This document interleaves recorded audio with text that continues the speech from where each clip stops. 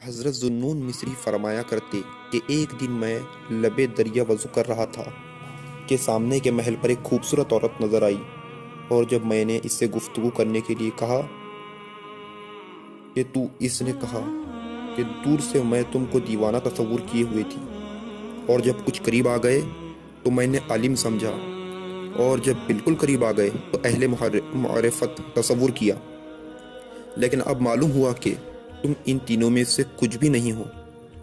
اور جب میں نے اس کی وجہ پوچھی تو اس نے جواب دیا کہ عالم نامحرم پر نظر نہیں ڈالتے اور دیوانے وضو نہیں کرتے، اور اہل معرفت خدا کے سوا کسی کو نہیں دیکھتے۔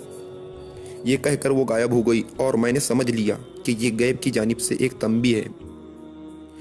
ایک مرتبہ کا ذکر ہے کہ آپ کشتی پر سفر کر رہے تھے کہ کسی بیوپاری کا موتی کھو گیا، اور سب نے آپ کو مشکوک تصور کر کے زد و خوب کرنا شروع کر دیا۔